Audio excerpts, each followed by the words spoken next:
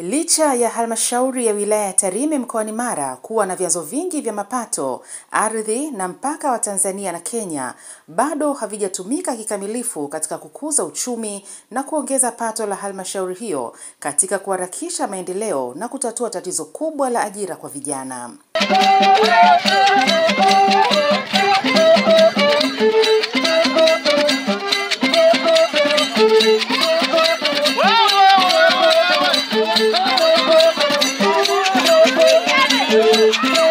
Akizungumza katika mahojiano maalum na George Marato TV katika mji mdogo wa Nyamongo wilayani Tarime, diwani mteule wa kata ya Matongo katika halmashauri hiyo, Mheshimiwa Godfrey Mwita Kegoye, amesema endapo halmashauri hiyo itapata viongozi wenye uwezo wa kiuongozi, inaweza kufanya vizuri na kuwa halmashauri ya mfano hapa nchini.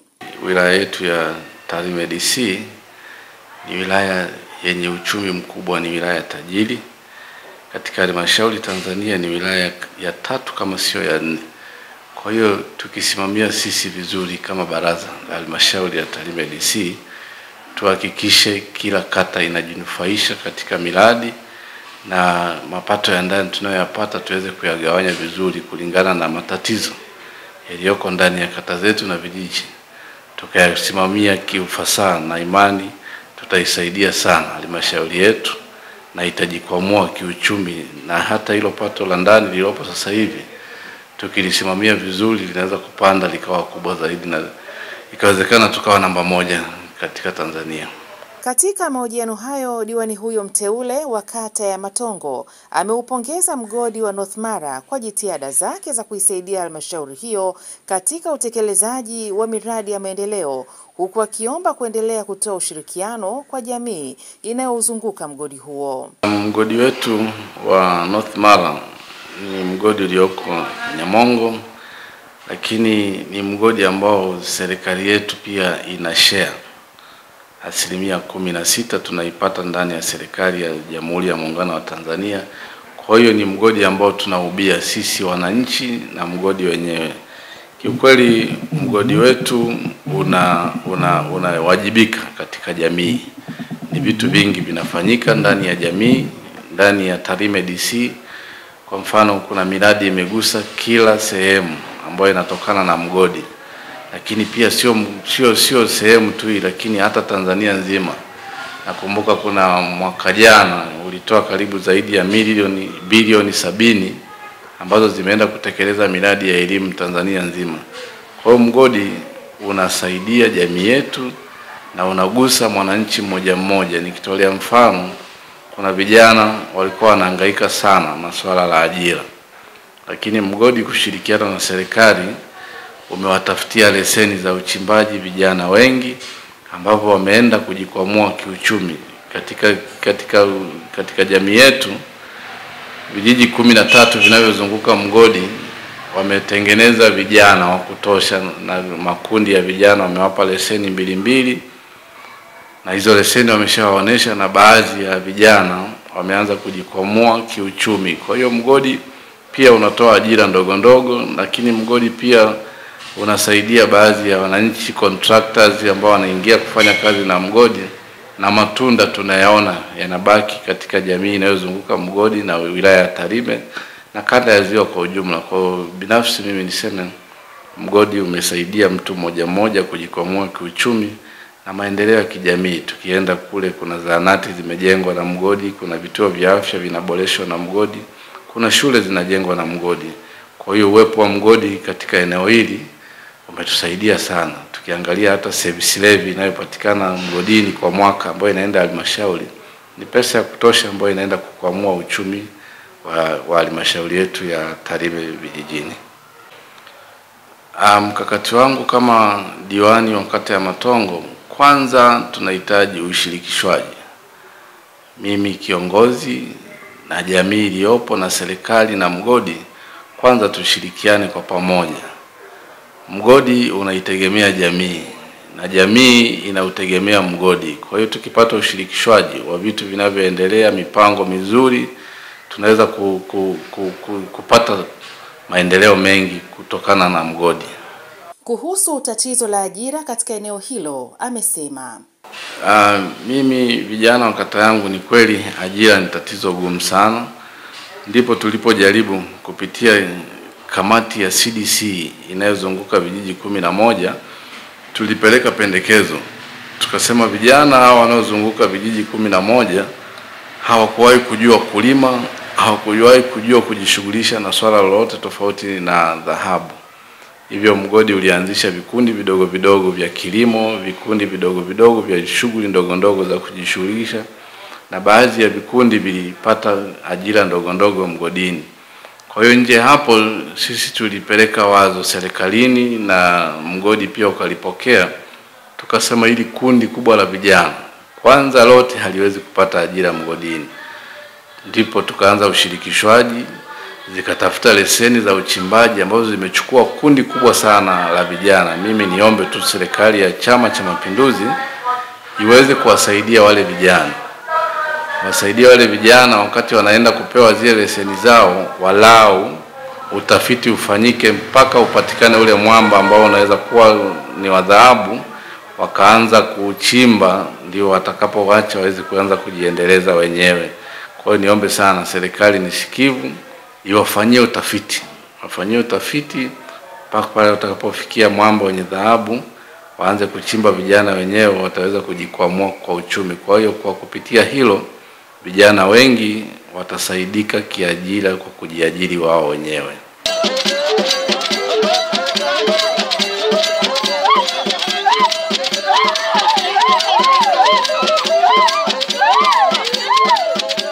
Amesema baada ya kutoridhishwa na kasi ya maendeleo katika kata hiyo, amechukua hatua za kugombea udiwani ili aweze kutoa mchango wake katika kuharakisha maendeleo katika eneo hilo.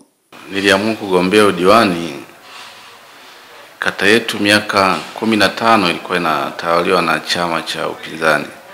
Niliona ni kama imechelewa sana kupata maendeleo katika jamii.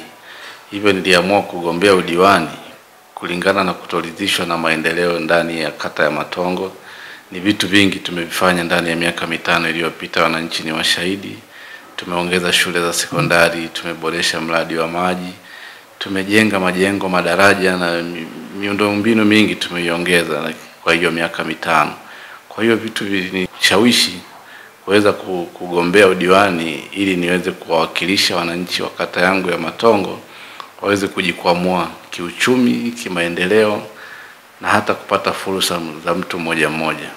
Kwa sababu hiyo, Mheshimiwa Kegoye ametaja mikakati mbalimbali ya utekelezaji wa miradi ya maendeleo katika kata hiyo ya Matongo. Tuna mikakati tumeandaa ndani ya kata yetu ya Matongo. Kwanza ni kata ambayo ilikuwa haihudumiwi na TARURA. Kwa hiyo tumeshaingiza barabara zote zilizoko ndani ya kata ya Matongo kwenye mradi wa TARURA na zimeanza kuhudumiwa. Lakini pia juzi tumesoma ilani ya Chama cha Mapinduzi, imeonyesha tutapata barabara za changarawe karibu kilomita 500 na zaidi.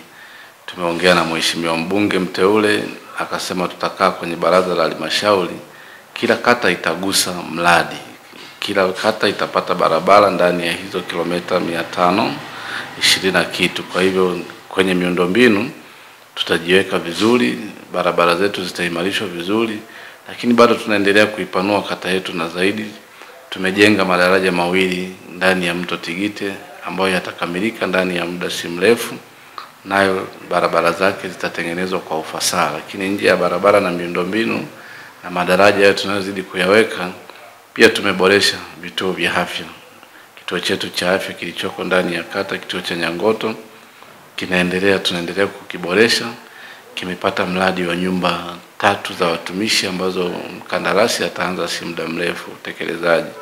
Lakini nje hapo katika vijiji vyetu vyote 3 vilivyobaki, vyote vina zahanati. Hapa kijiji cha Nyangoto kuna zahanati inafanya kazi.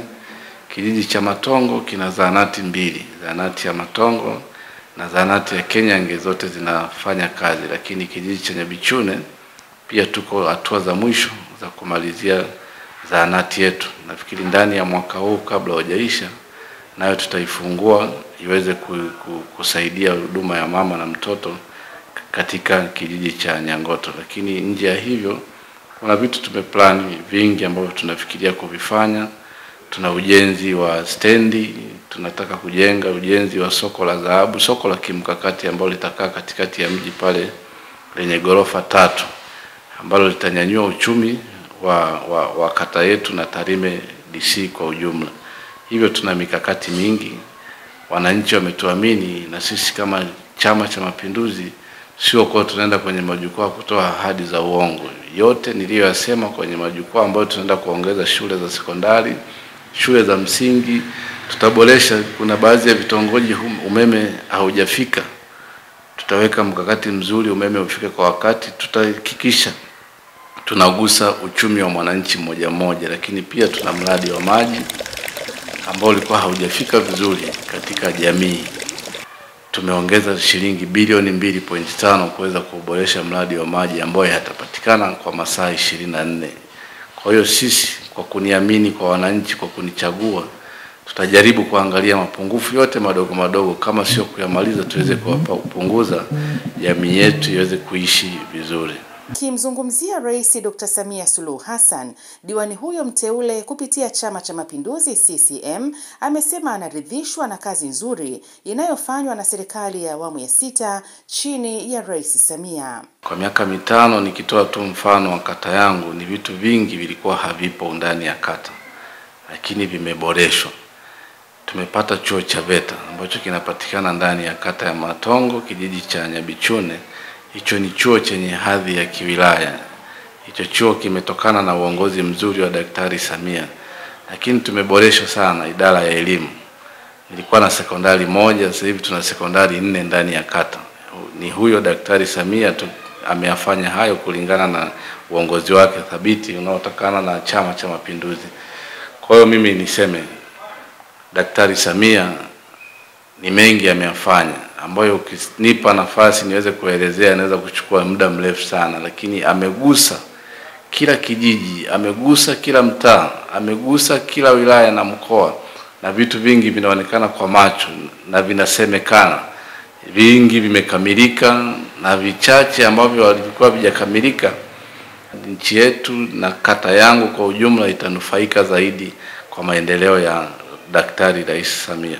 Nikishukuru chama changu, Chama cha Mapinduzi, kwa kuniamini, kwa kunipa ridhaa ya kupeperusha bendera ya chama katika uchaguzi mkuu ambao mimi ndio diwani mteule wa kata ya Matongo. Lakini pia nimshukuru Rais Daktari Samia kwa uongozi wake thabiti ambao ameigusa kata yangu, na mimi nikaonekana nimeongoza kwa umakini na kwa utii. Hivyo basi na wajumbe wa Chama cha Mapinduzi wakaniamini, pia na wananchi wote wa kata ya Matongo kwa kunichagua kwa kura nyingi. Kwa hiyo mimi niseme, mimi nitakuwa kiongozi mtiifu kwao na nitashirikiana nao vizuri. Niombe tu, sisi ndani ya kata ya Matongo tumemaliza uchaguzi kwa amani. Amani ni tunu kubwa ya taifa, tuendelee kuilinda. Tukiwa na amani tutapata maendeleo, tukiwa na amani tutapata vituo vya afya, tukiwa na amani kila mtu atajikwamua kiuchumi. Kwa hiyo niombe tu wananchi wa kata ya Matongo tuendelee kuilinda amani ya kata yetu, lakini pia amani ya nchi yetu, ili tuweze kujikwamua kiuchumi na kimaendeleo. Mimi niombe tu wananchi wa kata ya Matongo walipe ushirikiano. Mimi kuwa kiongozi sio kuwa naelewa kila kitu. Wameniteua niweze kuwakilisha, lakini mawazo makubwa pia nayategemea kwao. Tuweze kuibua miradi, na miradi mimi ninayoitaka ifanyike inatoka kwa wananchi wenyewe. Tutakaa kwenye vijiji vyetu, tutaiweka vipaumbele. Tukishaweka vipaumbele, mimi kama mwakilishi ndani ya kata kwenda kwenye baraza la halmashauri nitahakikisha vipaumbele vilivyoibuliwa na wananchi tutaenda kule tuvipitishe viweze kufanyika, na ili iwe tija ya kuona sisi tumesimama kwenye jukwaa, tumeahidi vitu na tutaisimamia kata yetu vizuri na itajikwamua kiuchumi. Kwa hiyo mimi niombe tu wananchi wa kata ya Matongo wawe na imani na mimi. Mimi ni kiongozi wao, nitakuwa mtiifu kwao na nitawatumikia ndani ya miaka 5 kwa utii mkubwa sana.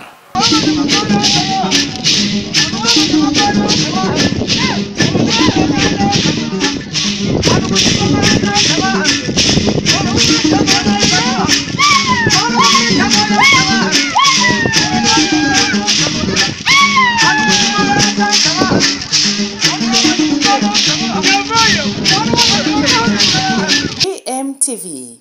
Nyamongo, Tarime.